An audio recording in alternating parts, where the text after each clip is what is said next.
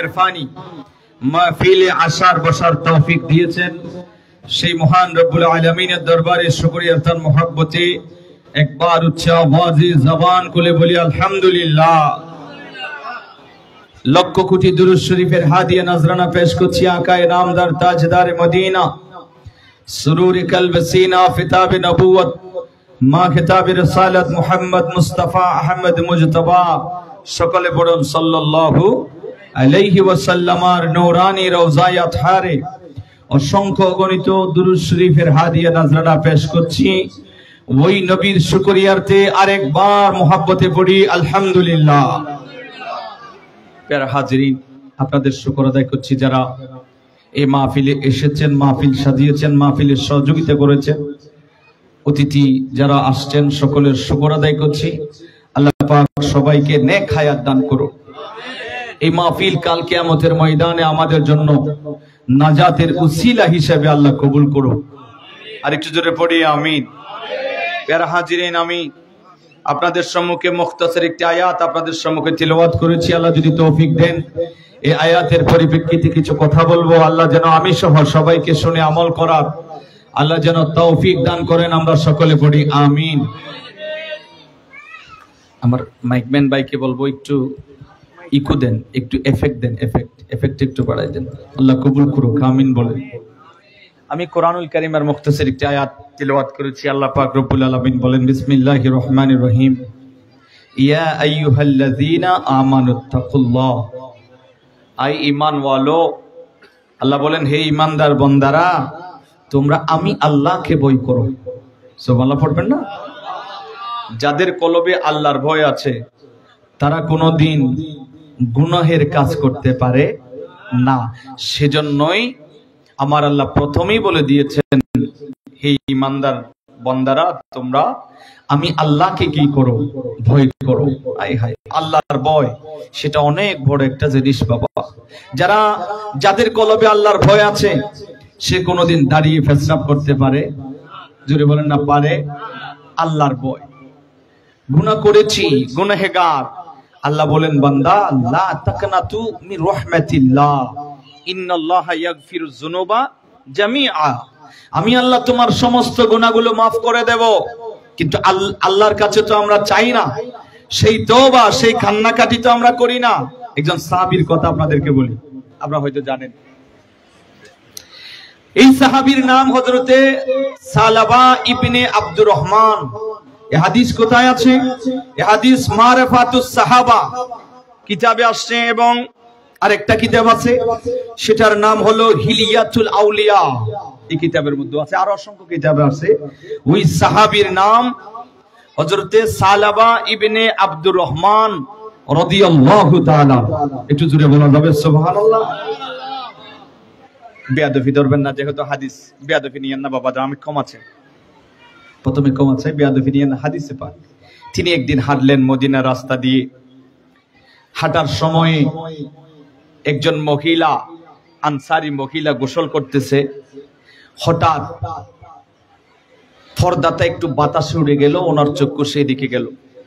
কোন একটা বেগানা নারীর দিকে একবার চোখ গেল, আপনি ফিরে ফেললেন, গুনাহ লেখা হবে না। যখন বারবার তাকাবেন তখন পরবর্তীতে যতবার তাকাইবেন ততবার গুনাহ লেখা হবে। এটি হলো শরীয়ত। আপনারা কি মনোযোগ দিয়ে শুনতেছেন? ওই সালাবা ইবনে আব্দুর রহমান তিনি কয়েকবার যখন ওনার দিকে তাকালো, তখন তাকানোর পরেই ওনার মনে আসলো যে কোনো কিছু একটা ঘটনা হলে তো আল্লাহ ওহী নাজিল করে। তা আমি যে বারবার তাকাইলাম, না জানি আমার ব্যাপারে আল্লাহর কোরআন নাজিল হয়েছে কিনা।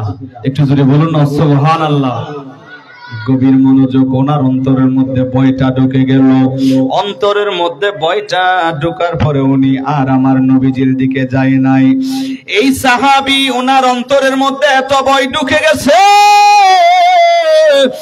আর উনি সেই জায়গা থেকে ডাইরেক্ট পর্বতের দিকে চলে গেল, পাহাড়ের দিকে চলে গেল।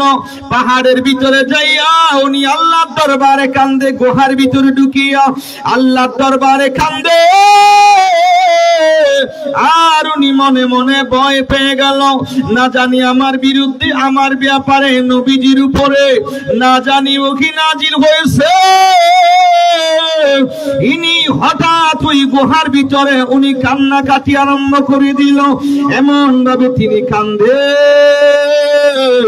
কিতাবের ভিতরে লেখে হযরতে সালাবা ইবনে আব্দুর রহমান একদিন দুই দিন নয়, ওই পর্বতের ভিতরে পাহাড়ের ভিতরে ঢুকিয়া তিনি ডাইরেক্ট 40 দিন পর্যন্ত আল্লাহর দরবারে কান্নাকাটি করেছে। কান্নাকাটি করেছে 40 দিন পর্যন্ত। ও সাতগাঁওয়ের ও যুবক, এই যে একটু করে চোখের একটু গুনাহ হলো, সেটা ওই সাহাবী বড় আকারে তিনি দেখলো, আর আমরা গুনাহ করি বড়, আমরা সেটাকে দেখি ছোট, ঠিক কি না? একটু করে চোখের একটু গুনাহ হলো, সেটার জন্য তিনি 40 দিন পর্যন্ত চোখের পানি ছেড়ে ছেড়ে কাঁদতেছেন। সুবহানাল্লাহ। আমরা আপনারা কোথায়? আমরা গুনাহ করি বড় বড়, কিন্তু এগুলোকে মনে করি কি ছোট। আপনারা কি বিরক্ত হচ্ছেন না? কোনো গল্প কিস্সা কাহিনী নয় বাবা।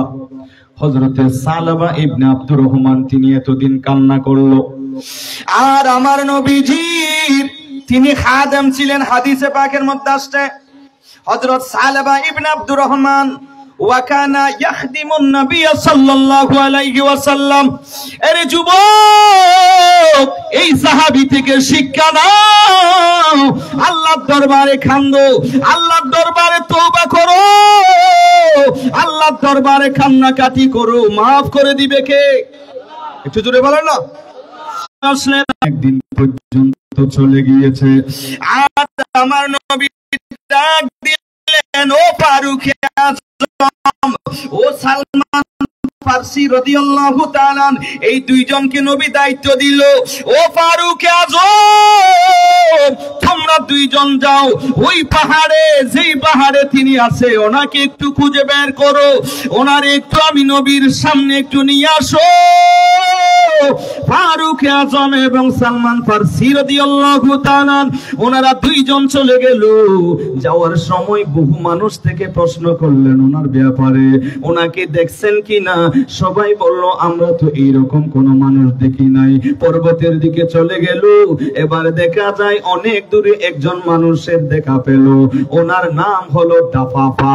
এই দাফাফা নামের ওই মানুষটাকে যখন জিজ্ঞেস করলো, সালাবা ইবনে আব্দুর রহমান নামের কোন মানুষকে দেখছো কিনা আমারে বলো, আর উনি বললেন আমরা সেই রকম কোন মানুষ আমরা দেখি নাই, তবে এই পাহাড়ের ভিতরে একজন মানুষ আছে,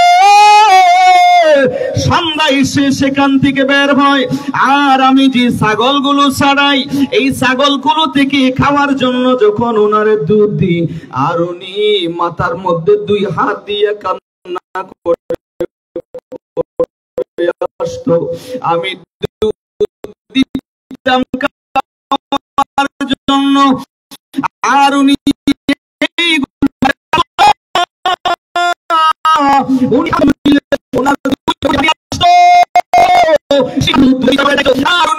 কান্না করতো, খাইতে পারতো না। ওই যে পাহাড়ের ভিতরে মনে হয় ওই মানুষটা আছে। ও ফারুক আজম ও সালমান ফারসি রাদিয়াল্লাহু তাআলা, আপনারা সেই দিকে যান। সালমান ফারসি রাদিয়াল্লাহু তাআলা এবং ফারুক আজম দুইজন সেই দিকে রওনা হয়ে গেল। যাইতে যাইতে সেই পাহাড়ের ভিতরে যখন ঢুকলো, আর সেই জায়গায় দেখা যায় হযরতে সালাবা ইবনে আব্দুর রহমান, তিনি সেই পর্বতের ভিতরে আল্লাহর ভয়ে কাঁদতেছে। জোরে বলেন না সুবহানাল্লাহ। এখন আমাদের মাহফিল গুলোতে কান্না নাই, আমাদের এখন কান্নার ওয়াজ নাই, শুধু হাসি আর হাসি। ও বাবাজিরা রে, সাহাবায়ে কেরামের জীবনী দেখো, তারা কত কান্নাকাটি করেছে। ওই হযরতে ফারুক আজম রাদিয়াল্লাহু তাআলা, হযরতে সালমান ফারসি রাদিয়াল্লাহু তাআলা দুইজন ওনারে গিয়ে বলল, এ সালাবা, এই জায়গায় তুমি এসে এসে কান্দো, আমার নবী যে আমাদেরকে পাঠাইছে তোমাকে নিয়ে যাওয়ার জন্য। এ সালাবা আসো, ওই নবীর কাছে তোমারে নিয়ে যাইব। এবার উনি বললেন আমারে নবীজির কাছে নিয়ে যাইও না, এই চেহারা আমি নবীর সামনে কিভাবে দেখাইব, এই চেহারা আমি নবীর সামনে কিভাবে দেখাইব, নবীজির সামনে আমি কিভাবে যাব, আমারে তোমরা নবীজির কাছে নিও না, আমারে নবীজির কাছে নিও না, আমারে নবীজির কাছে নিও না। ফারুক আজম বললেন হে সালাবা, না না, নবী বলছে তোমারই নবীজির কাছে নিয়ে যাইতে, মনে কষ্ট নিও না, ভয় পাইও না, নবীজি তোমারে কিছু বলবে না, কিছু করবে না, আসো নবীজির কাছে যাই। ওনারা দুইজন যখন জোর করলেন আর বললেন তাহলে নবীজির কাছে যাই,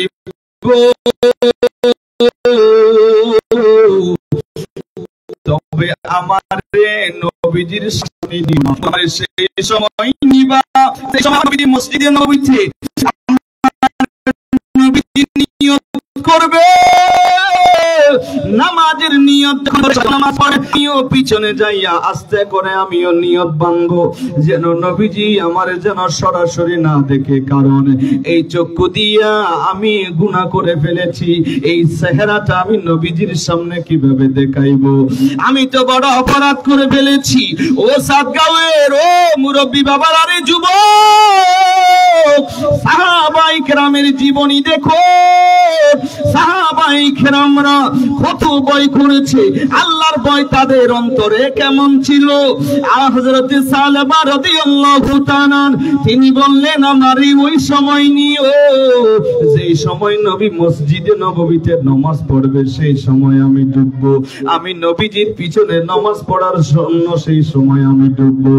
এবার আমার নবীজি মসজিদে নামাজ পড়াইতেছে, এমন সময়ে ফারুক আজম সালমান ফারসি রাদিয়াল্লাহু তাআলা এরা দুইজন এবার ওনারে নিয়ে গেলেন, ওনারে নিয়ে যাইয়া এবার উনিও পিছনে নামাজ আদায় করলো।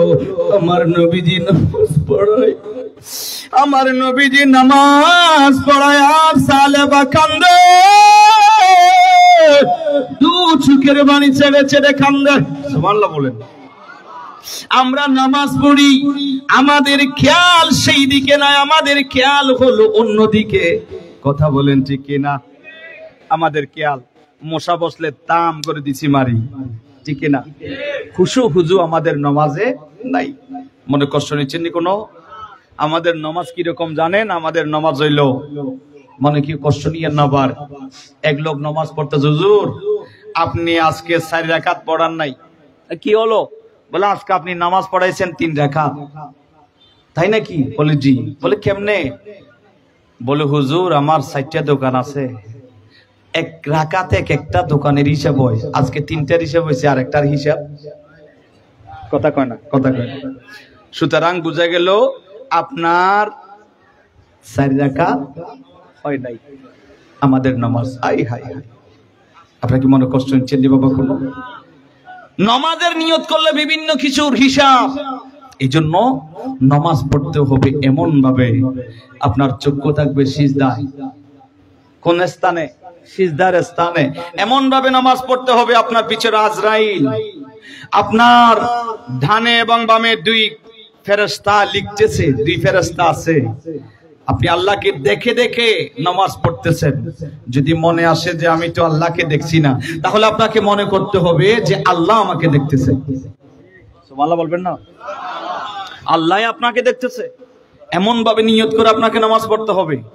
এই রকম নামাজ যদি পড়েন, সেই নামাজ আপনার জন্য হবে as-salatu mi'rajul mu'minin। একটু জোরে বলুন না সুবহানাল্লাহ। সেই নামাজটা হবে আপনার জন্য মেরাজ, এমন নামাজ। হাই হাই হাই, সাহাবায়ে কেরাম কেমন নামাজ পড়লেন। মৌলা আলী শের হুদা রাদিয়াল্লাহু তাআলা, আপনারা আলেম উলামা থেকে শুনেছেন, যুদ্ধে ওনার পায়ের মধ্যে তীর ঢুকেছে, তীরটা বের করতে পারতেছে না। হাই হাই হাই, অনেক কষ্ট পাচ্ছে। মৌলা আলী শের হুদা ডাক দিলেন, আমার এই সময় নয়, আমি যখন নামাজে দাঁড়াইব সেই সময় আমার তীরটা তোমরা বের করিও, এখন বের করিও না।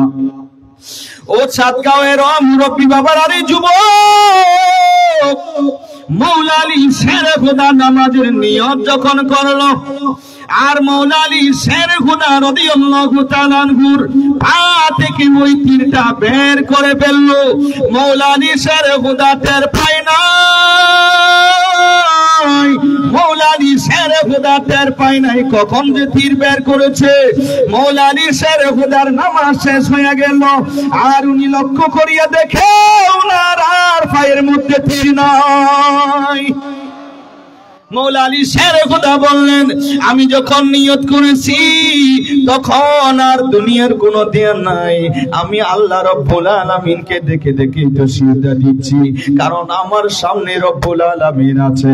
মৌলা আলী শের খোদা বলে, দুনিয়ার মানুষগুলো আমার পা থেকে তীর বের করলো, আমি টেরও পাইলাম না, আমি টের পাইলাম না, কোনো কষ্ট পাইল না।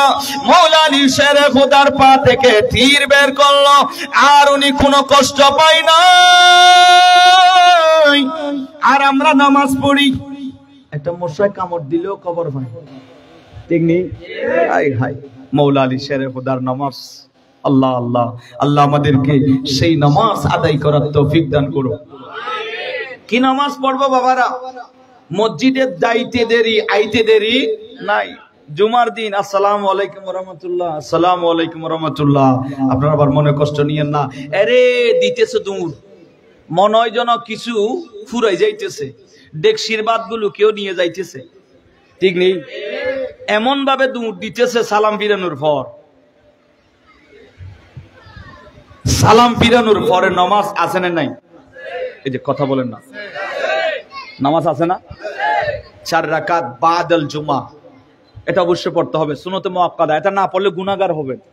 তা আপনি যে এটা না পড়ে চলে গেলেন, মসজিদে আসলেন কি জন্য বাবা? আপনি যে এই নামাজটা না পড়ে আপনি দৌড় দেন, অনেক সময় দেখা যায় মসজিদে এমন ভাবে দৌড় দিচ্ছে আওয়াজ করে করে, বাকি যারা নামাজ পড়বে তাদের নামাজের ডিস্টার্ব আছে না নাই? আছে। এই জন্য আহলে সুন্নাহ ওয়াল জামাতের শিক্ষা হলো এই নামাজগুলো পড়ে, মিলাদ কিয়াম করে, এরপরেই আল্লাহর দরবারে মোনাজাত করেই মসজিদ থেকে বের হওয়া, ঠিক কিনা? কারণ কোন ইবাদতের মধ্যে যদি নবীজির সেই দুরুদ সালাম, নবীজির শিল যদি না থাকে, তাহলে সেটা আল্লাহর দরবারে গ্রান্টেড হবে, জোরে বলেন হবে। আল্লাহকে পাইতে গেলে নবীকে লাগবেই, নবীকে ছাড়া আল্লাহকে পাওয়া যাবে? জোরে বলেন না, পাওয়া যাবে? আমাদের জাতীয় কবি কাজী নজরুল ইসলাম কত সুন্দর বলেছেন, তিনি এটি বলেছেন যে আল্লাহকে যদি পাইতে চান নবীর ইত্তেবা করেন, নবীকে রাজি করেন। নবীর ইত্তেবা করা মানে আল্লাহকে পাওয়া। একটু জোরে বলুন না সুবহানাল্লাহ।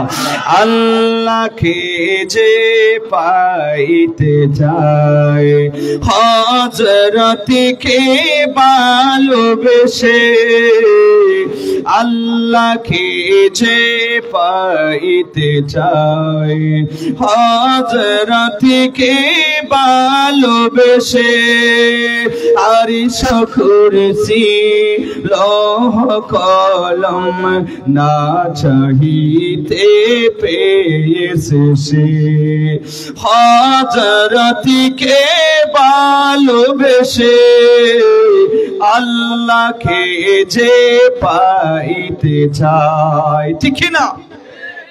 আল্লাহকে যে পাইতে চায় নবীকে লাগবে কিনা? নবীকে ছাড়া আল্লাহকে পাওয়া যাবে না। আল্লাহ আমাদেরকে আমল করার তৌফিক দান করুন। যা হোক, আমি অন্যদিকে চলে গেলাম। কি বলছিলাম? হযরতে সালাবা রাদিয়াল্লাহু তাআলা তিনি নামাজে কান্না আরম্ভ করে দিলেন। আপনাকে মনে আছে তো? একটু কান্না করছেন। আমার নবীজি মসজিদে নববীতে নামাজ শেষ হলো, নবীজি এবার সালাবা রাদিয়াল্লাহু তাআলা তিনাকে ডাকলেন। আমার নবীজি ডাকলেন, ডাকার পরে আমার নবীজি ওনারে দেখলেন, ওনার শরীর অনেক শুকিয়ে গেছে, শরীর অনেক হালকা হয়ে গেল, অনেক হেগলা তিনি হয়ে গেল। আর আমার নবী বলেন, সালাবা রে তুমি অসুস্থ নাকি? বলে ইয়া রাসূলুল্লাহ আমার হাড্ডিগুলোর মধ্যে যেন মনে হয় পিঁপড়ায় যেন আমার হাড্ডিগুলোর মধ্যে কামড় দিচ্ছে, এমন ভাবে আমার যন্ত্রণা হয়, শরীরের মধ্যে বড় কষ্ট হয় গো নবী।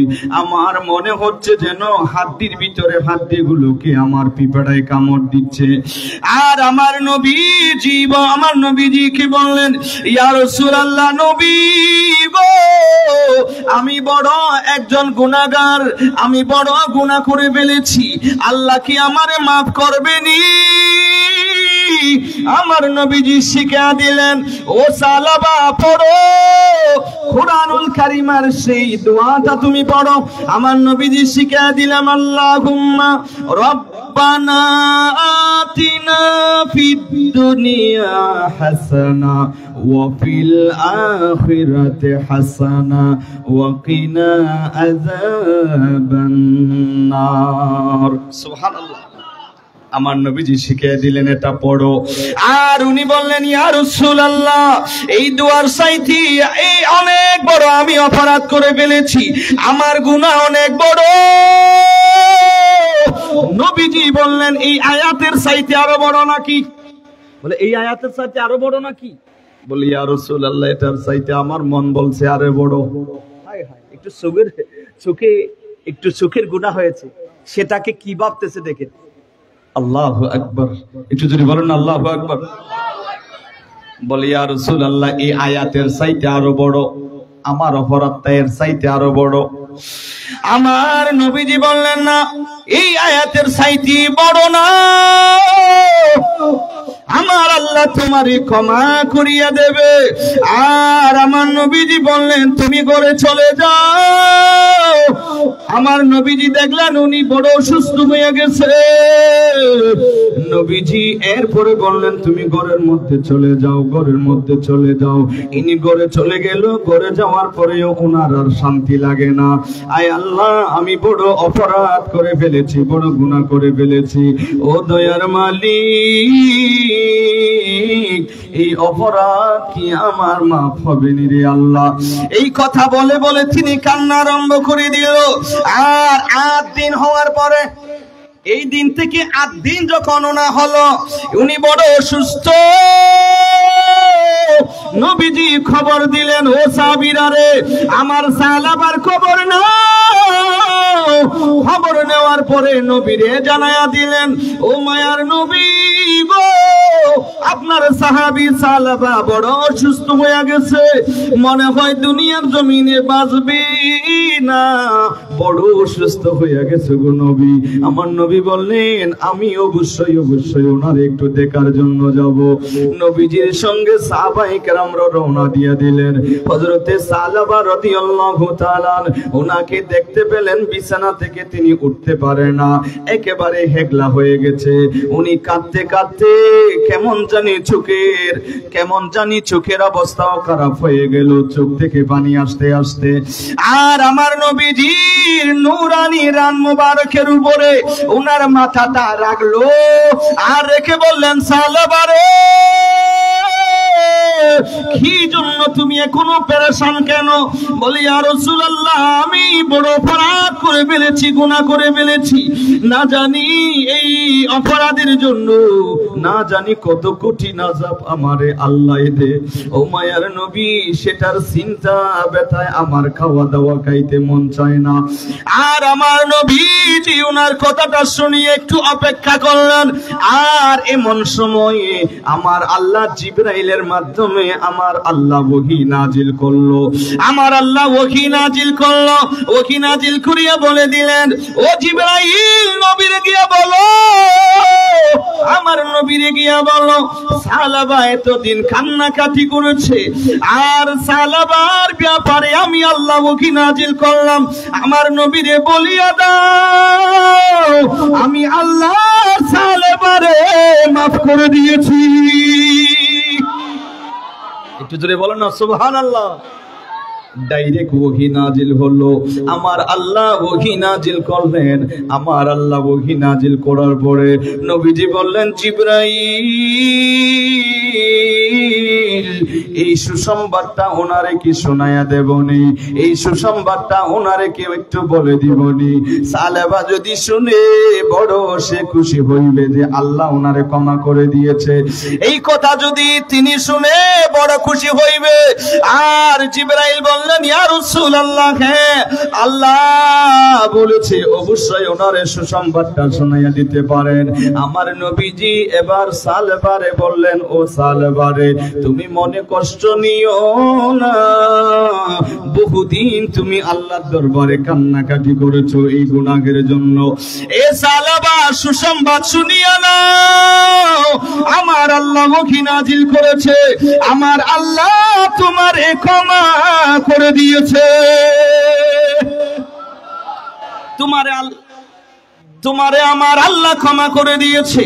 এই সুসংবাদ যখন ওনারা শুনাইলেন, আর সালাবা রাদিয়াল্লাহু তাআলা আনহু একটা চিৎকার মারলেন, আল্লাহু আকবার বলে। চিৎকার মারতে দেরি হয়।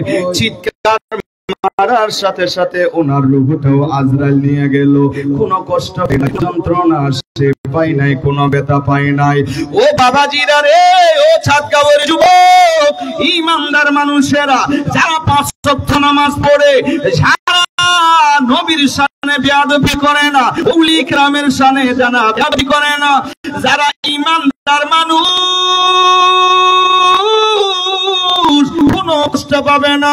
মৌতের সময় এমন ভাবে রূহটা বের হয়ে যাবে, উনাদের রূহটা এমন ভাবে বের হয়ে যাবে, মা জননী সন্তানটারে দুধ খাওয়াইতে খাওয়াইতে যেমনি ভাবে ঘুমায়া যায়, মা টের পায় না, তেমনি ভাবে ওই মাথার রূহটাও আল্লাহ রাব্বুল আলামিন আজরাইলের মাধ্যমে সেভাবে নিয়ে যাবে, কোনো কষ্ট পাবে না। আরে যুবক, ও মুরব্বি বাবারা, ও যুবক,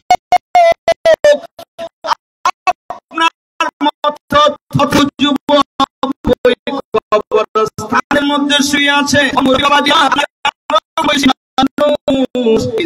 অনেক মানুষ কবরস্থানের মধ্যে শুয়ে আছে রে বাবারা।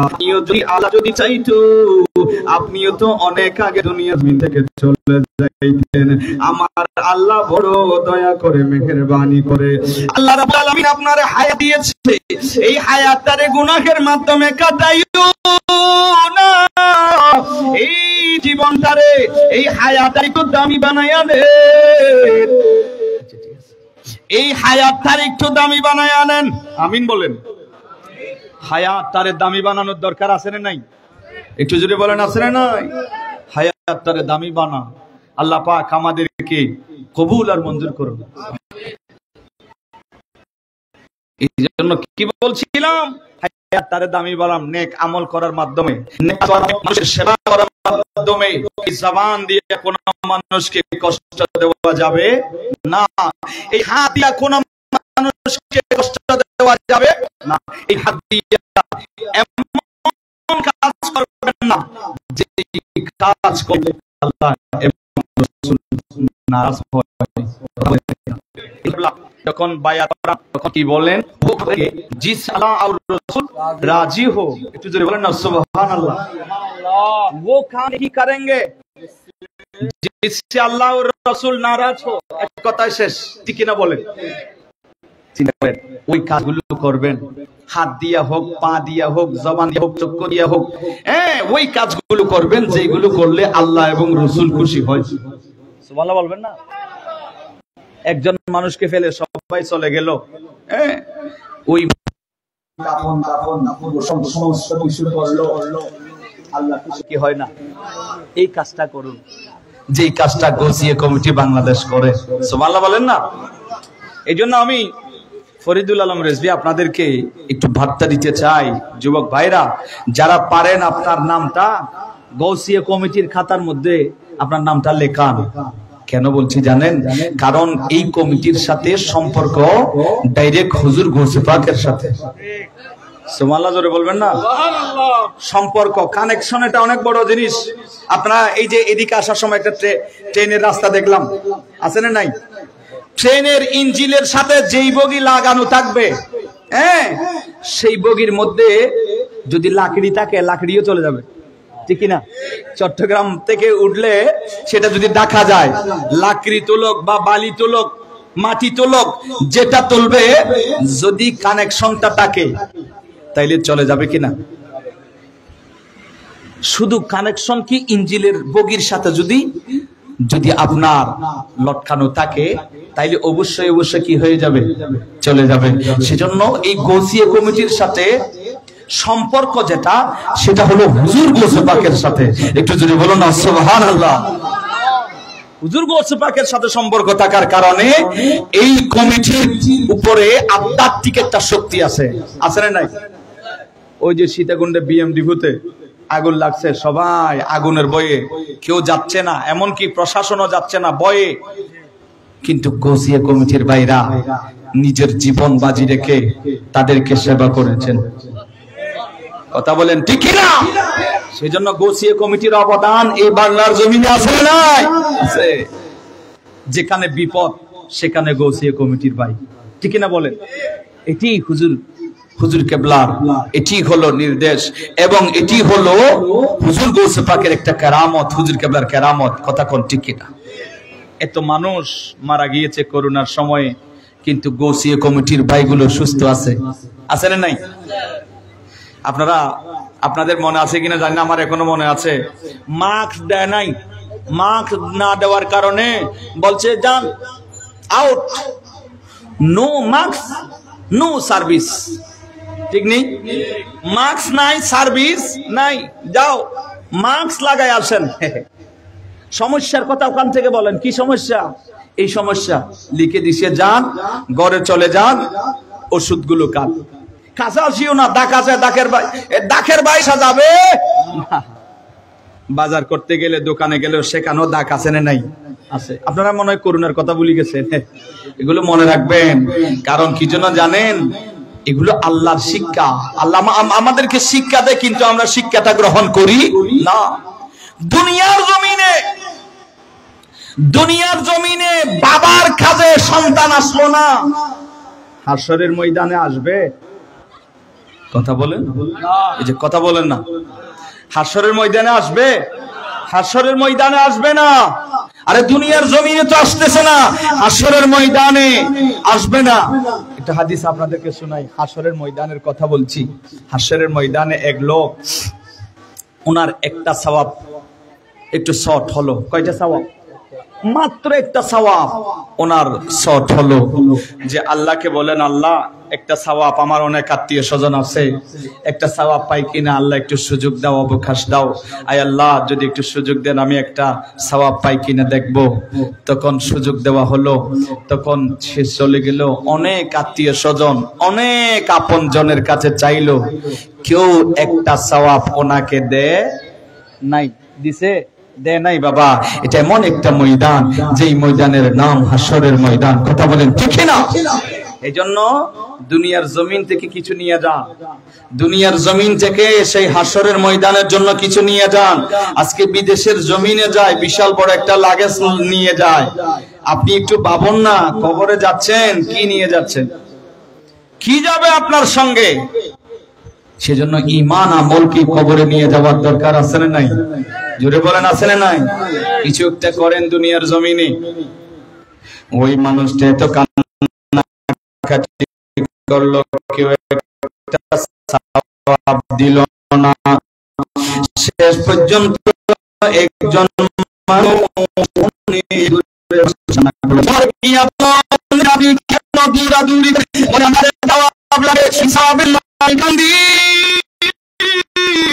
ওই সওয়াবটা যদি পাইতাম, তাহলে আমার সওয়াব বাহিদানের পাল্লায় সমান সমান হইতো, আর আমার আল্লাহ আমারে মাফ করে দিত, আমি জান্নাত পাইতাম। মাত্র একটা সওয়াবের জন্য আজকে আমি জান্নাতে যাইতে পারি না। আর উনি বললেন, না না, আমার এই সওয়াবটা তুমি নিয়ে নাও, তাড়াতাড়ি যাও আল্লাহর দরবারে, মিজানের পাল্লায় যাও। এবার ওই মানুষটা, এবার ওই সওয়াবটা দেওয়ার পরে এবার সেই সওয়াবটা নিয়ে চলে গেল। মিজানের পাল্লায় যখন দিছে, হঠাৎ ওই পাল্লা সমান সমান হয়ে গেল। আর আমার আল্লাহ ডাক দিলেন, ও বান্দা, তোমার এই সওয়াবটা কে দিয়েছে? এই দয়াটা তোমার প্রতি কে করলো? বলে ওই যে দূরে একজন মানুষ বসে বসে কান্দে, ওই মানুষটা দিয়েছে। ওই মানুষটা আমার প্রতি দয়া করেছে, ইহসান করেছে। আমার আল্লাহ বলবে, ও ফেরেশতারা, ওই মানুষটারে একটু নিয়ে আসো। ওই মানুষটারে নিয়ে আসা হবে। আর আল্লাহ বলবে, আপনার এই সওয়াবটা কেন দিয়ে দিলেন? বলে, ও দয়ার মালিক, আমার আমি জিন্দগি এত চাইলাম, ও দয়ার মালিক, তেমন কিছু আমল আমি করতে পারি নাই। আয় আল্লাহ, আপনার নাফরমানি করতে করতে আমার হায়াতটা শেষ। ও আল্লাহ, একটা সওয়াব আছে, এই মানুষটার প্রতি একটু করে আমি দয়া করলাম। হাসরের ময়দানে কেউ তো কোনো মানুষের প্রতি দয়া করে না। আমার আল্লাহ যখন ওই মানুষটার কথা শুনে, আমার আল্লাহ বলেন, ও ফেরেশতারা, এই মানুষটা আমার ওই বান্দার প্রতি ইহসান দয়া করেছে, রহম করেছে। রহম করা সেটা তো আমি আল্লাহর কাজ। আমি আল্লাহর নাম হলো রহমান রহিম। এই মানুষটা কেন দয়া করলো, রহম করলো। সুতরাং আল্লাহ রাব্বুল আলামিনের রহমতের দরিয়ার মধ্যে জোয়ার এসে গেল। আর আমার আল্লাহ বললেন, ও ফেরেশতারা, এই মানুষটা আমি আল্লাহর বই সেখানে বসে বসে কান্দে, আর ওনার সওয়াবটাও দিয়ে দিল। আমি আল্লাহর দয়া ওনার প্রতি এসে গেল। যারে যা, এই মানুষটারও আমি আল্লাহ দয়া করে মাফ করে দিলাম। একটু জোরে বলেন না সুবহানাল্লাহ। সেটা হলো আল্লাহর দয়া। আল্লাহ যাকে মন চায় তাকে মাফ করে দিতে পারে, সেটা আল্লাহর দয়া। আর কারো কোনো মানুষের প্রতি কঠোর হবে, কোন মানুষের প্রতি আল্লাহ কঠোর হবে, কোন মানুষের প্রতি আল্লাহ দয়া দেখাবে। কারণ আল্লাহর নাম কাহার, আল্লাহর নাম রহমান। একটু যদি বলেন না সুবহানাল্লাহ। আল্লাহ আমাদেরকে দয়া দান করুক। আল্লাহর দয়া, আল্লাহর বড় ইহসান। এই জন্য আল্লাহর দয়া এটা অনেক বড় জিনিস। হুজুর গৌস পাক বড় পীর আব্দুল কাদের জিলানী নামাজ পড়ছেন, বেশি নামাজ আদায় করতো। হুজুর গৌস পাক কি এমনি গৌস পাক হয়েছে না, উনি নামাজ পড়ে পড়েই উনি বলেন, দারাস্তুল ইলমে হাত্তা সিরতু কুতুবান। সুবহানাল্লাহ বলবেন না? কসিদার মধ্যে আছে না নাই? দারাস্তুল ইলমে হাত্তা সিরতু কুতুবান ওয়া নিলতু সাদা মিন মাওলাল মাওয়ালি। আসসালামু নূর সশমে আম্বিয়া, আসসালামু। কি গো, আপনাকে আওয়াজ এত কম কেন? আপনাকে ইঞ্জিলের তেল তুল নাই? ইঞ্জিলের তেল তুল আসেনি? ও তবরুক আছে? হ্যাঁ মাশাআল্লাহ। ও আপনি আসুন তবরুক আছে। আপনাদের জন্য বিশা বড় বড় এই তাবারুকের প্যাকেট আছে না নাই? আপনারা একটু আমার সাথে কথা বলে, একটু জবান দিক কথা বললে ইঞ্জিলটারে কালি করেন। তাবারুকের ব্যবস্থা আছে কন্যা পর্যাপ্ত পরিমাণ আসেনি? এই কয়েকদিন আগের এক মাহফিলে বাবা গো, মানুষ বেশি হয়েছে তো তাবারুক শর্ট পড়ে গেছে। আপনার যথেষ্ট পরিমাণ আছে তো? আল্লাহ কবুল করুক, আমিন বলুন। তো যা হোক, কি বলছিলাম, হুজুর গৌস পাক বড় পীর আব্দুল কাদের জিলানী নামাজ পড়ছেন। হঠাৎ আকাশের উপর থেকে একটা ছায়া এসে বললেন, ও আব্দুল কাদের, তোমাকে তো ইবাদত করা লাগবে না, আমি আল্লাহ বলছি, তোমার উপর আমি খুশি হয়ে গেছি। তুমি একেবারেই ইবাদতের সর্বোচ্চ স্থানে পৌঁছে গিয়েছো। এত ইবাদতের আর তোমার দরকার নাই। আমি আল্লাহ তোমার জন্য যতগুলো হারাম জিনিস আছে সবগুলো হালাল করে দিলাম। একটু জোরে বলেন নাউজুবিল্লাহ। আরো জোরে বলেন। আল্লাহ কোনোদিন এই কথা বলবে না? এটা আসলে শয়তান। এটা আসলে কি? শয়তান। কারণ আমার আল্লাহর দরবারে নবীজি এত ইবাদত করেছেন, আম্মা জান আয়েশা বলেন নবীজির পা মোবারক ফুলে যাইতো। I high high. আয়ের পরেও নবীজি ইবাদত করতেন। আম্মা জান আয়েশা সিদ্দিকা জিজ্ঞেস করলেন, ইয়া রাসূলুল্লাহ, আপনি এত ইবাদত করছেন, আপনার তো কোনো গুনাহ নাই, এত ইবাদত করতেছেন আপনি কেন? আমার নবীজি বলেন, আয়েশা, আমি কি আল্লাহর শুকরগুজারি বান্দা হব না? সুবহানাল্লাহ বলবেন না? আল্লাহর শুকর আদায়কারী বান্দা কি আমি হব না? যে আল্লাহ আমাকে এত নিয়ামত দান করেছেন, এটার কি শুকর আমি করব না? একটু যদি বলেন না সুবহানাল্লাহ। ওয়ালা তাকুনা আবদান শাকুরা, আয়েশা আমি কি আল্লাহর শুকরগুজারি বান্দা হব না? নবীজির কত সুন্দর জবাব। হুজুর গৌসে পাক বলেন, যেই জায়গায় আমার নবীজি ইবাদত করতে করতে পা মুবারক ফুলে যাইতো, এরপরেও নবী ইবাদত করা ছেড়ে দেয় নাই। আল্লাহ তো বলে নাই নবী গো আর আপনি ইবাদত করিয়েন না, আর আমারে বলতেছে আর ইবাদত না করার জন্য, আমার জন্য নাকি সব হারাম জিনিস যেগুলো আছে এগুলো নাকি হালাল করে দিয়েছে। নাউজুবিল্লাহ, জোরে বলেন না নাউজুবিল্লাহ। মাওলানা সাহেব এদিকে আইন, এদিকে। আল্লাহ কবুল করো, আমিন বলে। কাজী সাহেব না, কাজী সাহেব আইন, সম্মান আছে তো, একটু দুরূদ শরীফ পড়ুন। আল্লাহুম্মা সাল্লি সাইয়্যিদিনা মাওলানা মুহাম্মদ ওয়া আলা আলি সাইয়্যিদিনা। আলহামদুলিল্লাহ বললেন। কি বলছিলাম? হুজুর গৌসে পাক বলেন, শয়তান রে, হুজুর গৌসে পাক জবান দিয়ে বের করলেন, আউযু বিল্লাহি মিনাশ শাইতানির রাজিম। আউযু বিল্লাহি মিনাশ শাইতানির রাজিম বলতে দেরি হয় কিতাবে লেখে, হঠাৎ সেটা অদৃশ্য হয়ে গেল, সেটা হঠাৎ অদৃশ্য হয়ে গেল। আর সেখান থেকে আওয়াজ আসতেছে, ও বড় পীর আব্দুল কাদের জিলানী গো, আপনার কাছে ইলম থাকার কারণে আজকে বেঁচে গিয়েছো, নাইলে তোমার কাদেরিয়া তরিকা আজকে শেষ করে দিতাম, আজকে শেষ হয়ে যাইতো। তোমার ইলম তোমারে বাঁচিয়েছে। আব্দুল কাদের জিলানী হুজুর গৌসে পাক বলেন, এ শয়তান মালাউন নারী না, আমার ইলম আমারে বাঁচাই নাই, আমার জ্ঞান ইলম আমারে বাঁচাই নাই, আমার আল্লাহ দয়া করে আমারে বাঁচাইছে। আল্লাহু আকবার, ইয়া রাসূলুল্লাহ, জিন্দাবাদ জিন্দাবাদ জিন্দাবাদ জিন্দাবাদ জিন্দাবাদ। আল্লাহ কবুল করো, আমিন বলে। কি বলছেন? যে আমারে আল্লাহ দয়া করে বাঁচাইছে। আল্লাহর দয়া এটা অনেক বড় জিনিস, ঠিক কিনা বলেন? গুনাহ অনেক করেছি, যদি আল্লাহ যদি একটু দয়া করে ক্ষমা করে দিতে পারে কি পারে না? এই জন্য গুনার চাইতে আল্লাহর দয়া অনেক বড়। সুবহানাল্লাহ বলবেন না? যা হোক, আমি আসলে হাদিসটা শেষ করতে পারতেছি না, আপনাকে বিরক্ত লাগতেছে নি বাবা? কি বলছিলাম? হযরতে সালাবা রাদিয়াল্লাহু তাআলা ওনাকে আমার নবীজি বললেন যে তোমারে আল্লাহ ক্ষমা করে দিয়েছে, মনে আছে তো আপনাদের? তোমাকে ক্ষমা করে দিয়েছে, এই কথা বলেই তিনি আল্লাহু আকবার বলে তিনি খুশি হয়ে গেলেন। সেই জায়গায় ওনার ইন্তেকাল হলো। ইন্না লিল্লাহি ওয়া ইন্না ইলাইহি রাজিউন। উনি ইন্তেকাল হলো। ইন্তেকাল হওয়ার পরে রহমাতুল লিল আলামিন দয়াল নবীজি বললেন, সাহাবীরা রে, ওনাকে এবার সুন্দরভাবে গোসল দিয়ে দাও, এবার কাফন পরায়া নাও, ওনারে সুন্দরভাবে উযু কালাম করায়া দাও,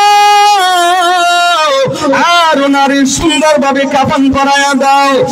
আর আমার নবীজি বলেন, আমি নিজেই ওনার জানাজা পড়বো। সুবহানাল্লাহ বলেন। হায় হায় হায়, নবীজি জানাজা পড়বে ওনার, কত ভাগ্যবান। আমাদের আলহাজ আঞ্জুমানে রহমানী আহমদিয়া সুন্নিয়ার ট্রাস্টের সিনিয়র ভাইস প্রেসিডেন্ট আলহাজ মোহাম্মদ মহসিন সাহেব, যে যাই বলো কিন্তু উনি যে ভাগ্যবান সেটার প্রমাণ হয়ে গেছে। প্রমাণ হলো যে পীর মুর্শিদ যে কোড়াল হাতে নিয়ে বলছেন যে এই জায়গায় ওনার কবর হবে। যেই মুরিদের জন্য পীর সাহেব কান্দে, এটা কত মকবুল হয়েছেন সেই মুরিদটা। এবার একটু চিন্তা করুন, ঠিক না? সেই পীর সাহেবই সেই মুরিদের জানাজা পড়ায়, জানাজার মধ্যে হাজার হাজার মানুষদেরকে নিয়ে কেঁদে কেঁদে দোয়া করে। ওনার মতো ভাগ্যবান আর আছে? যারা খেদমত করে গৌসিয়া কমিটির, যারা খেদমত করে আঞ্জুমানের, তারা ফল পায় কি পায় না? এখানে আমি আসার সময় অনেক দোকানদার দেখলাম, দোকানদার ভাইদেরকে দেখলাম। আমি মনে কষ্ট নিয়েন না ভাই, আমি যে কথাগুলো বলছি কেউ আমাকে বলতেও বলে নাই। আমি কাউকে খুশি করার জন্য কথাগুলো বলছি না। আমি একটু অনুরোধ করব, অনেক ব্যবসায়ী ভাইরা আছেন, আপনারা যদি পারেন জামিয়া আহমদিয়া সুন্নিয়া আলিয়ার একটা দান বক্স আপনার দোকানে আপনি রাখতে পারেন। এটা আমার পক্ষ থেকে, ব্যক্তিগত পক্ষ থেকে আমি আপনাকে অনুরোধ করছি, জামিয়ার একটা দান বক্স আপনার দোকানে আপনি রাখতে পারেন। হুজুর কেন, কি হবে? আপনার ওই জামিয়া যা আপনি 111 টাকা দিবেন বা 11 টাকা দিলেন, এই টাকাগুলো জামিয়ায় যাবে। জামিয়ায় এতিম ছেলেগুলো এগুলো দিয়ে খাবে, পড়াশোনা করবে, কিতাব কিনবে। আপনার এই টাকাটা জামিয়ার এতিমখানায় চলে যাবে। এই টাকাগুলো দিয়ে শত শত মাদ্রাসাগুলো চালায়। তো একটা হাদিসে পাক আছে, আমার নবীজি বলেন as-সাদাকাতু তারাদ্দুল বালা। যারা দান খায়রাত করে, দান খায়রাতের কারণে বালা মুসিবত কি হয়ে যায়? একটু জোরে বলেন না, কি হয়ে যায়? একটা কথা বলি বাবারা ও ব্যবসায়ী ভাইরা, আপনাদের উদ্দেশ্যে বলছি, চট্টগ্রাম সে হালি শহরের কথা বলছি রে বাবারা। হালি শহরে একটা মার্কেটের মধ্যে আগুন ধরেছে। ওই আগুন মার্কেটের মধ্যে লাগার কারণে অনেক দোকান পুড়ে ছাই হয়ে গেছে। ও ব্যবসায়ী ভাইরা গভীর মনোযোগ, ও মুরব্বী বাবারা, যুবক গভীর মনোযোগ দিয়ে খেয়াল করুন। আর আগুন অনেক বড় জিনিস রে বাবা, সেই আগুন যদি কোথাও লেগে যায় নিভানো বড় মুশকিল হয়ে যায় রে বাবারা। এমন ভাবে আগুন লাগলো মার্কেটের মধ্যে অনেকগুলো দোকান পুড়ে ছাই হয়ে গেল। কিন্তু দেখা গেল একটা দোকান পুড়ে নাই, একটা দোকানের কিছু হয় না, সব দোকান পুড়ে মাল ছাই হয়ে গেল। একটা দোকানের মধ্যে কিছু হয় নাই, সেই দোকানের মালপত্র কোনো ক্ষয়ক্ষতি হয় নাই। আর ওই দোকানের মধ্যে লক্ষ্য করিয়া দেখা গেল ওই দোকানের মধ্যে জামিয়া আহমদিয়া সুন্নিয়া আলিয়ার একটা দান সেখানে লটকানো ছিল। জামিয়ার একটা দান ভাগ সেই দোকানের মধ্যে লটকানো ছিল। ও ব্যবসায়ী ভাই, ও যুবক, এই দান সাদকা করার কারণে, জামিয়ায় আপনার টাকাগুলো দেওয়ার কারণে হতে পারে যুবক আসমানি জমিনি কগরা গজব থেকে আপনার দোকান সহ সব মালপত্রগুলোকে আল্লাহ হেফাজত করতে পারে কি পারে না? আপনারা কি কষ্ট নিচ্ছেন না বাবা? কোনো দেখি যদি পারেন আপনার গড়িও রাখবেন, ফায়দা আছে না নাই? আছে। এই জন্য হুজুর কেবলা কি বলছেন? হুজুর কেবলা বলছেন মুঝে দেখনা হে তো মাদ্রাসা কো দেখো। আমাকে দেখতে চাও, মাদ্রাসাকে দেখো। তার মানে আমাকে যদি টাকা পয়সা দিতে মন চায়, আমাকে হাজার হাজার টাকা আমার হাতে দাও না। মুঝে দেখনা হে তো মাদ্রাসা কো দেখো। আমাকে টাকা দিতে মন চাচ্ছে, সেই টাকাটা জামিয়ায় দাও। সুবহানাল্লাহ বলেন না? সুবহানাল্লাহ। আমাকে আপনারা রাগতাগ করতেছেন নি? কোনো রাগতাগ করতেছেন আপনারা? মুঝে মোহাব্বত করনা হে তো মাদ্রাসা কো মোহাব্বত করো। আমাকে মোহাব্বত করতেছো, মাদ্রাসাকে মোহাব্বত করো, জামিয়াকে মোহাব্বত করো। আমাকে মোহাব্বত করার মতো হয়ে যাবে। সুবহানাল্লাহ। কারণ জামিয়া আহমদিয়া সুন্নিয়া আলিয়া চট্টগ্রাম 16 শহর জামিয়া আহমদিয়া সুন্নিয়া আলিয়া এটা একটা জিন্দা আল্লাহর ওলি। সুবহানাল্লাহ জোরে বলেন না? এটা একটা জিন্দা আল্লাহর ওলি। এজন্য তৈয়ব শাহ রাহমাতুল্লাহি আলাইহি জামিয়াকে সালাম দিতেন, জামিয়াকে সালাম দিতেন। তো হুজুর কেবলাকে যখন জিজ্ঞেস করা হলো, হুজুর আপনি জামিয়াকে সালাম দিচ্ছেন? তো হুজুর কেবলা বলেছেন জামিয়া জিন্দা হে, জামিয়া জিন্দা। জামিয়াকে সালাম দিলে জামিয়া সেই সালামের জবাব দিতে পারে। নইমিশা হুজুরের কথা ক্লাসের মধ্যে বলেছেন আমাদেরকে কামেলে। হুজুর নইমিশা হুজুর বলছে এটা তো একটা ঈদের গড়, এটা কেমনে জিন্দা হয়? তখন হুজুর বলছে আমার একটা হাদিস তখন মনে পড়ে গেল, হজরে আসওয়াদের কথা। একটু জোরে বলেন না সুবহানাল্লাহ। হজরে আসওয়াদ সেটা তো জিন্দা পাথর, সেটা জিন্দা পাথর, সেই হাজের আসওয়াদ সেটা একটা পাথর। তো সেটা যদি জিন্দা হতে পারে, সেটা যেমন পাথর, যে জামিয়া এটাও ইটের, অবশ্যই এটাও জিন্দা, এটাও জবাব দিতে পারে। একটু যদি বলুন সুবহানাল্লাহ। হায় হায়, ইয়ে জামিয়া নূহ আলাইহিস সালামের কিস্তি, একটু যদি বলেন না সুবহানাল্লাহ। সেজন্য আমি অনুরোধ করব, আপনারা যদি পারেন, জামিয়ার একটা ব্যবসায়ী ভাইরা, অনেক ব্যবসায়ী ভাইরা আছেন, আল্লাহ আপনাদের ব্যবসা বরকত দেখ, আল্লাহ আপনাদের ব্যবসায় ধন দৌলতে জোফরা করে দেখ, আপনাদের ব্যবসার মধ্যে হযরতে দৌলতে ওসমানী, হযরতে ওসমান গনি জিন্নুরাইনের দৌলত আপনাদের ব্যবসায় দেখ।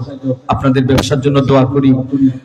আপনারা যদি পারেন সেই ব্যবসার কিছু কিছু অংশ আপনারা আল্লাহর রাস্তায় দিবেন, আপনার ব্যবসার মধ্যে বরকত দিবেন কে?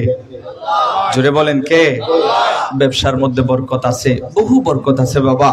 এই যে ব্যবসা, হযরতে আবু বকর সিদ্দিক রাদিয়াল্লাহু তাআলা তিনি ব্যবসা করতেন। হায় হায়, ব্যবসাও করতেন, আবার তিনি বেশি বেশি কাঁদতেন। একবার তিনি কাপড়ের ব্যবসা করতেন, একটা কাপড় নিয়ে আবু বকর সিদ্দিককে দিলেন যে, আবু বকর সিদ্দিক, আপনার কাপড়টা নিয়েছিলাম, এখন এটা আমার পছন্দ হচ্ছে না, আপনি নিয়ে নেন, এটা ফেরত দি। তখন আবু বকর সিদ্দিক রাদিয়াল্লাহু তাআলা দু চোখের পানি ছেড়ে দিলেন, কান্না আরম্ভ করে দিলেন।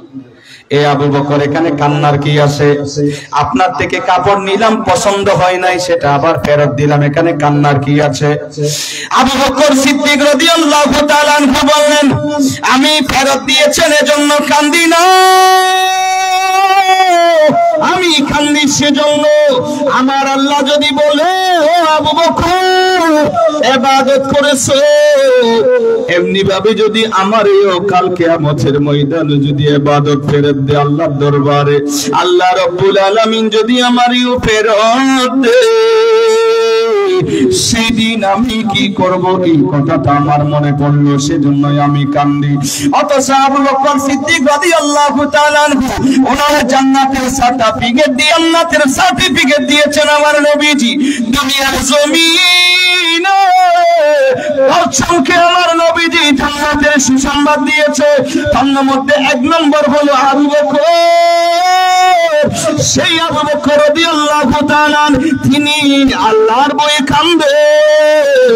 এবার চিন্তা করুন, আমাদের কিভাবে কান্নাকাটি করা, আল্লাহর ভয়ে কান্নাকাটি করা প্রয়োজন রে বাবারা। এবার আসুন, রহমাতুল লিল আলামিন দয়াল নবীজি বললেন, ওনার জানাজাটা আমি পড়াবো। সুন্দরভাবে ওনার একটু গোসল দিয়ে কাফন বানায় নাও।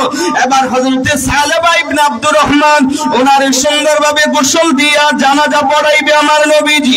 জানাজা পড়ার জন্য আমার নবী যায়। আমার নবীজি যাওয়ার সময় আঙ্গুলের উপরে বর দিয়ে যায়। নবীজির পা মোবারক জমিনে রাখে না, আঙ্গুলের উপর বর দিয়ে যাচ্ছে আমার নবীজি জানাজা পড়বার জানাজার মাঠে। সাহাবীরা জিজ্ঞেস করলেন, নবী গো, কেন আপনি আঙ্গুলের উপর বর দিয়া কেন জানাজা পড়ার জন্য যাচ্ছেন? সালেবা ইবনে আব্দুর রহমানের কেন আপনি পাটা বসাইলেন না? ও মায়ার নবী গো, কি জন্য, কি হলো, কেন পাটা পুরো বসাইলেন না? আমার নবী বললেন, ও সাহাবীরা রে, আমি নবী দেখতে পাচ্ছি কিভাবে আমি পাটা বসাইব। আমি নবী দেখতে পাচ্ছি সাহাবারে জানাজার নামাজ পড়ানোর জন্য এতগুলো ফেরেশতা নাজিল হয়েছে, এই জমিনের মধ্যে পা রাখার কোনো জায়গা নাই। ফেরেশতাদের পাখাগুলো এমন ভাবে জমিনে আমি নবী দেখতে পাচ্ছি, পা রাখার জায়গা নাই। সেজন্য আঙ্গুলের উপরে ভর দিয়ে যায়। আর ওনারে আমার আল্লাহ এত ভালোবেসে ফেলেছে, এই মানুষটা এত কান্নাকাটি করার কারণে আল্লাহর এত প্রিয় হয়ে গেছে। আমার আল্লাহ রাব্বুল আলামিন আল্লাহর নূরি জগতের ফেরেশতারা দুনিয়ার জমিনে নাজিল হয়েছে ওনার জন্য, জানাজার নামাজ পড়ার জন্য। ও চাঁদগাঁওয়ের যুবক, এই জন্য এই চক্ষু দিয়া পানি বের করো, আল্লাহর বয়ে কান্নো। আর আর এই জবান দিয়া কোনো অশ্লীল কথা বের করা যাবে না, এই জবান দিয়ে কোনো মানুষকে কষ্ট দেওয়া যাবে না। ও পর্দার অন্তরালের মা বোনেরা রে, যারা শুনছেন রে আম্মু, আপনাদেরকে অনুরোধ করিয়া যাই, বড় পীর আব্দুল কাদের জিলানীর মা জান রে, আপনারা একটু অনুসরণ করুন। আব্দুল কাদের জিলানীর মা রে আপনারা অনুসরণ করুন। আব্দুল কাদের জিলানীর বাবা রে, ও মুরব্বী বাবারা আপনারা অনুসরণ করুন, ও যুবকরা আপনারা অনুসরণ করুন। আব্দুল কাদের জিলানীর আব্বা যেমন দামি, আম্মা যেমন দামি, মা বাবা যেমন দামি, মা বাবারা যেমন আওলাদে রাসূল, আর ওনারা যেমন দামি, আমার আল্লাহ সেই গড়ে ওনাদের গড়ে দুনিয়ার জমিনে প্রেরণ করলেন। ও চাচা পতা চাচা মাশাআল্লাহ,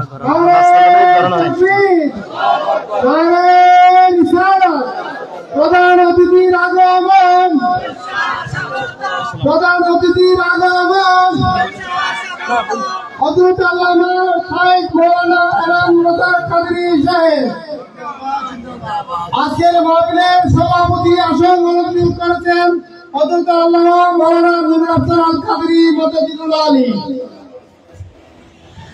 আমরা সকলে বলি মারহাবা। মাহফিল ভরপুর হয়ে গেল। আজকের মাহফিলের সম্মানিত সভাপতি মহোদয় উপস্থিত হয়েছেন এবং আজকের মাহফিলের সম্মানিত প্রধান বক্তা, প্রধান ওয়াইজিন উপস্থিত হয়েছেন। বিশেষ করে আজকের মাহফিলের সম্মানিত সভাপতি, আপনাদের আমাদের সকলের শ্রদ্ধেয় ঐতিহ্যবাহী ফরহাদাবাদ ফাতিয়াবাদ তৈয়বিয়া সুন্নিয়া দাখিল মাদ্রাসার সম্মানিত আরবি প্রভাষক এবং মসজিদে খাজা গরিবে নওয়াজ রহমতুল্লাহি আলাইহি জামে মসজিদের সম্মানিত খতিবে মুকাররম, আপনাদের আমাদের সকলের শ্রদ্ধেয়, সকলের প্রাণপ্রিয় মুজাহিদে আহলে সুন্নাত হযরতুল হাজ আল্লামা কাজী মোহাম্মদ নুরুল আফসার আল কাদরী মাদ্দাজিলুল আলী হুজুর তাশরীফ এনেছেন। আমরা সকলে বলি মারহাবা। আল্লাহ পাক হুজুরের তাশরীফ আওয়ারিকে কবুল করুন। একটু জোরে পড়েন। সাথে সাথে উপস্থিত হয়েছেন আজকের মাহফিলের সম্মানিত প্রধান মেহমান, মেহমানে আলা,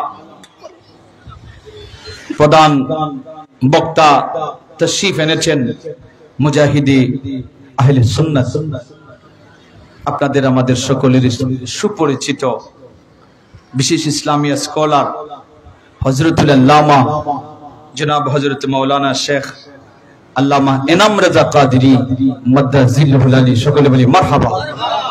হুজুর তাশরীফ আওয়ারিকে কবুল করো। আমরা আজকের মাহফিলের প্রধান বক্তা এবং সভাপতি মহোদয় আমরা দোয়া করি, আল্লাহ ওনাদের এলমে, আমলে, হায়াতে, রুজি রোজগারে আল্লাহ কোটি গুণ বরকত দান করুন। একটু জোরে পড়ি আমিন। যা হোক আমার বাবাজিরা, আমি আসলে বড় কোনো বক্তা নই, আমি আপনাদের কাছ থেকে দোয়ার জন্য এসেছি। তো যা হোক আমার জন্য দোয়া করবেন। আমার কথাই যদি কেউ কষ্ট পেয়ে থাকেন একটু ক্ষমার দৃষ্টিতে দেখবেন।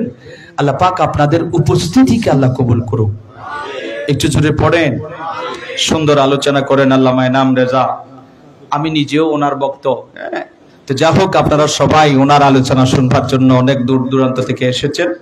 মন ভরে, দিল ভরে, সুমধুর কণ্ঠে আপনারা আলোচনা শুনবেন। খুবই ভালো মনের মানুষ। আল্লাহ পাক রব্বুল আলামিন সকলের তাশরীফ আওয়ারিকে আল্লাহ যেন কবুল আর মঞ্জুর করেন। আমরা সকলে পড়ি আমিন। আমার বাবাজিরা, আমি আর লম্বা দীর্ঘায়িত করব না। আমি কোরআনুল কারীমের একটি আয়াত আপনাদের সম্মুখে তিলাওয়াত করেছিলাম। ইয়া আইয়ুহাল্লাযীনা আমানুত্তাকুল্লাহ, হে ঈমানদারগণ তোমরা আমি আল্লাহকে ভয় করো। আল্লাহ বলেন আমি আল্লাহকে ভয় করো। ওয়া কুনু মা'আস সাদিকিন, মা'আস সাদিকিন আই আউলিয়াইল কামিলিন, আমাদেরকে তাদের দলে যাওয়ার জন্য বলেছেন। কোন দল? সেই দল হলো আই আউলিয়াইল কামিলিন, ওলি আল্লাহর দলে। একটু জোরে বলুন না সুবহানাল্লাহ। তাহলে একটা দল আছে, সেই দলের মধ্যে মিনান নাবিয়িন ওয়াস সিদ্দিকিন ওয়াস শুহাদায়ে ওয়াস সালিহিন, সেই দলের মধ্যে নবী, সিদ্দিক, শুহাদা, সালেহ, সালেহিন মানে আউলিয়াইল কামিলিন, সেই ওলি আল্লাহর কথা আছে। সেই দলের মধ্যে সিদ্দিকিন সাহাবায়ে কেরামদের কথা আছে। সেই দলের মধ্যে শুহাদায়ে কেরামের কথা আছে। আছে না নাই? আহলে সুন্নাহ ওয়াল জামাতের আলেমরা ঈদ মিলাদুন নবী করে, সাহাবাই কেরামের কথা বলে এবং শুহাদাই কেরামের কথা বলে, শাহাদাতে কারবালা মাহফিল করে না? করে। আজকে যেমনি ভাবে আপনারা ফাতিহা ইয়াজদাহুম মাহফিল করছেন, ঠিক না? ফাতিহা ইয়াজদাহুম মাহফিল করছেন। এই দল, যেই দল, এই দলের নাম কি? যেই দলের মধ্যে নবীয়িন, সিদ্দিকিন, শুহাদা, সালেহিন আছে, ওই দলের নাম হলো আহলুস সুন্নাহ ওয়াল জামাআহ। একটু জোরে বলুন সুবহানাল্লাহ।